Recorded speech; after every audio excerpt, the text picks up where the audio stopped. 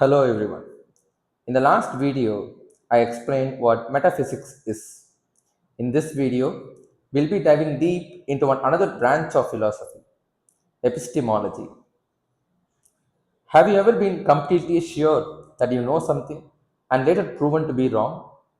Like in an instance, you would have been absolutely sure that you kept the keys in the table and later found out that they were in your pants pockets instead. Or in another situation, you would have completely believed in a new story and later found out that it was a fake one. These kinds of moments raise deep questions. What is knowledge and how do we know what we know? This is what philosophers call epistemology, and that's what we are going to talk about today.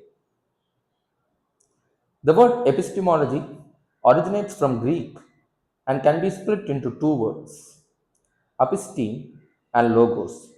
The word episteme refers to knowledge, and the word logos refers to study or reason. Put together, we can say that epistemology is the study of knowledge.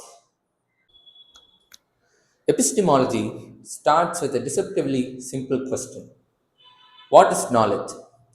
Traditionally, philosophers define knowledge as justified true belief. Belief means you think something is true. Truth means it actually matches reality.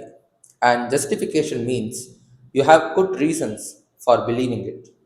For example, if I believe there's water in this bottle and there really is, I have good evidence. That is, I can see it and taste it. So I know it. But here's the twist. In 1963, a philosopher named Edmund Gettier showed that this definition isn't enough. He came up with clever scenarios, now called Gettier cases, where someone has a justified true belief, but we still wouldn't call it knowledge. This can be understood through an example. Imagine your watch stops at exactly noon yesterday and you watch it at noon today. Your belief that it's noon is true and justified, but by sheer luck. So, can you really know that it's noon? Probably not. So, philosophers are still debating what exactly counts as knowledge.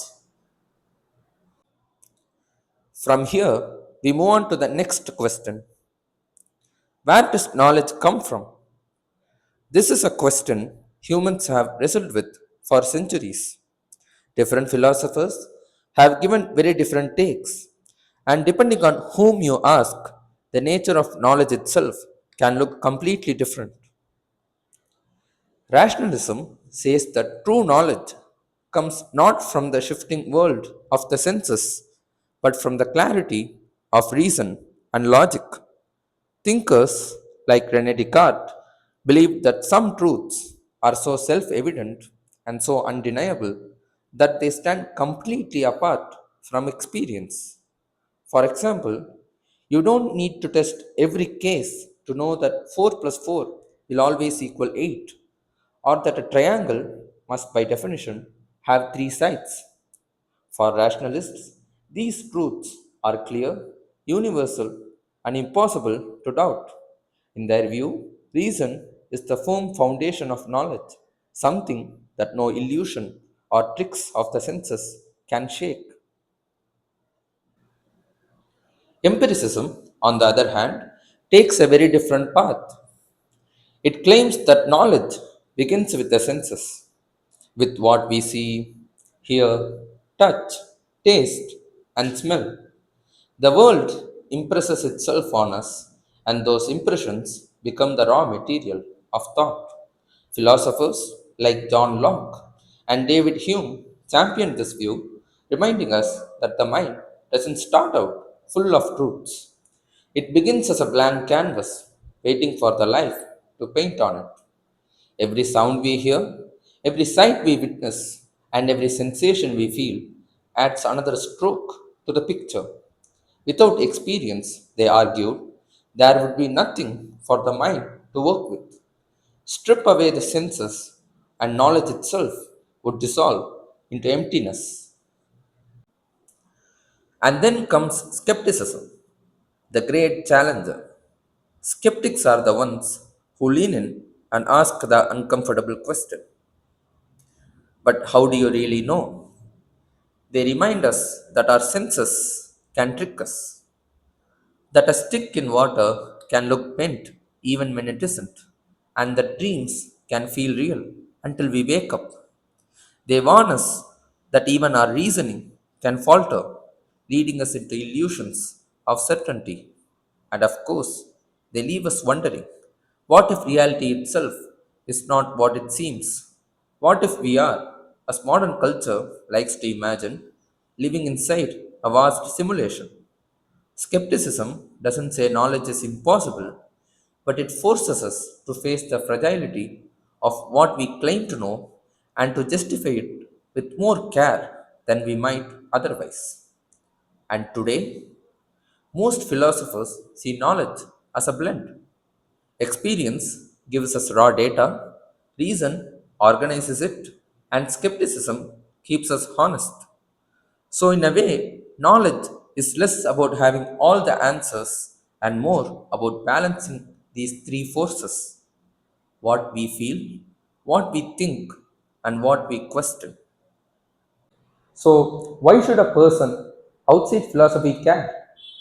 It is because epistemology affects everything in our daily lives.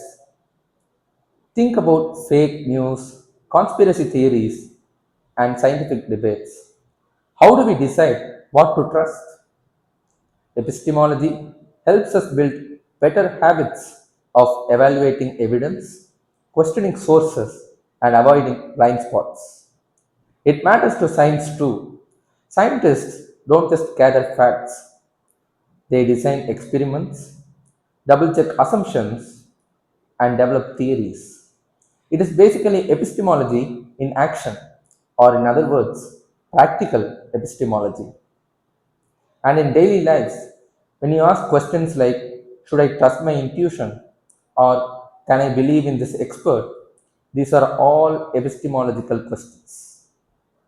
In today's world, epistemology also explores new frontiers. Social epistemology looks at how groups share and produce knowledge, which is super relevant in our world of social media. Virtue epistemology asks how intellectual character traits like open mindedness or intellectual humility help us know better. And in AI and technology, we ask questions like, can machine know things? Or is knowledge something uniquely human?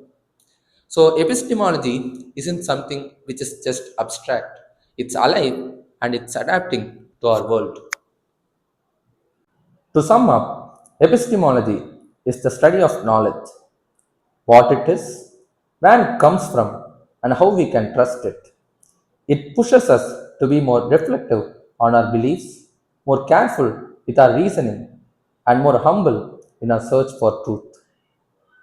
With this, we have come to the end of this video. Thank you all for watching this video. I'll be coming up with another video in a short time. Till then, goodbye.